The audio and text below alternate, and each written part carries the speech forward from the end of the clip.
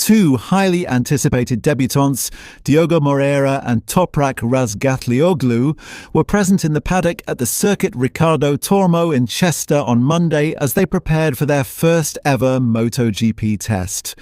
The scene had a different energy compared to the previous rookie test seasons, which were overshadowed by major rider market shocks like Marc Márquez's switch to Gresini in 2023, Jorge Martín's move to Aprilia, and Marquez's eventual jump to Ducati's factory squad last year. This time, the spotlight rests firmly on these two newcomers, who are poised to generate significant attention during the first 2026 MotoGP pre-season test, scheduled for Tuesday in Valencia. The opening day of testing is set, conditions permitting. Heavy rain late on Monday washed away all the rubber laid down over race weekend, effectively resetting the circuit surface. For Tuesday, however, forecasts suggest a dry and sunny day in Valencia, with temperatures between 13 degrees Celsius and 19 degrees Celsius, offering both riders a stable platform to begin their MotoGP journey. Both teams, engineers and technical staff are quietly optimistic, knowing that a clean, consistent track could provide clearer data on where their rookies stand. At 29, with 3 World SBK titles, Toprak Razgatlioglu finally steps into the MotoGP arena, a move long anticipated both by Yamaha and the Turkish superstar himself. His debut comes aboard Yamaha's new V4-powered blue YZR M1, carrying his iconic number 7 and placed within the factory-supported Prima Pramex structure.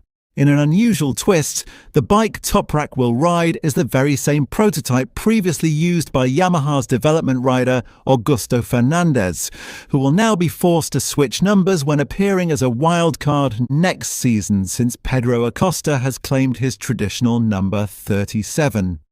Yamaha's technical direction this week is particularly intriguing. While Toprak will immediately ride the new V4, teammate Jack Miller faces a 2-part testing plan. First running the outgoing inline-4 engine, then transitioning to the new V4 later in the day. Yamaha has already decided that the previous 4-cylinder engine will be transported directly from Valencia to the Iwata Museum after this test, making any comparison work pointless for Toprak. Should anything unforeseen occur, a second older spec bike is available, but Yamaha's clear intention is for Razgatlioglu to focus exclusively on learning the V4 package from the very first lap. Major developments are also occurring inside LCR Honda. Brazilian Moto2 world champion Diogo Morera begins his MotoGP journey on Tuesday, bringing a fresh presence to Honda's garage. The team confirmed that longtime sponsor Idemitsu will depart after years of supporting Asian riders such as Takaaki Nakagami and Somkiat Chantra, with a new sponsor set to be revealed soon. Morera will race with number 11, as his Moto2 number 10 is already taken by new HRC factory rider Luca Marini. The 21-year-old will have two 2025 spec RC213V machines, identical to those used by Joan Mir, Johann Zarco and Marini. He will not test the 2026 prototype yet. That machine, last ridden by Alex Espargaro, is reserved for the January shakedown, where only rookies, test riders and Yamaha's concessioned factory riders may participate.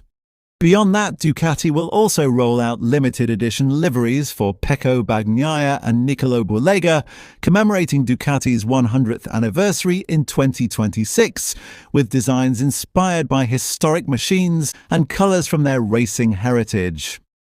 Toprak Razgatlioglu's arrival marks one of the most important MotoGP momentums in recent years. Yamaha's full commitment to the V4 architecture and placing their most high-profile signing directly on it signals a radical new direction for the factory after years of stagnation. His 130. 667 immediately puts pressure on Yamaha's future development, proving that the Turkish rider can adapt quickly to MotoGP machinery despite his superbike background. His riding style, heavy braking, aggressive direction changes, may suit the V4 platform far better than Yamaha's previous inline-4 philosophy ever could. For Honda, Moreira's 1:31.197 is more than just a rookie lap time. It is a glimpse of Honda's attempt at cultural and generational renewal. With the departure of Idemitsu, the LCR structure is undergoing a quiet but significant transformation.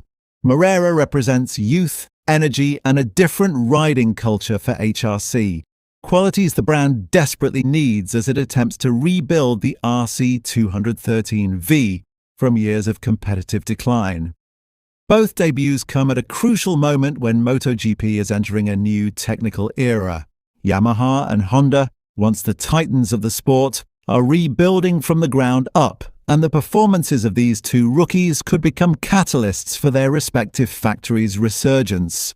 The Valencia test isn't just another pre-season session, it is the first checkpoint of MotoGP's next chapter. What truly elevates the significance of this test is how Yamaha has chosen to place the full weight of their MotoGP rebirth on an aggressive technical philosophy. After years persisting with the inline-4 configuration that defined the M1's identity since the Rossi era, the complete switch to a V4 platform represents Yamaha's most daring engineering decision in 2 decades. The arrival of Razgatlioglu is not just timed perfectly, it is strategically orchestrated. Yamaha believes his braking mastery and late corner aggression could accelerate development of the new bike faster than any internal test rider might achieve during the winter. Meanwhile, within the Honda camp, Moreira's calm demeanor and rapid analytical feedback have already surprised several HRC technicians.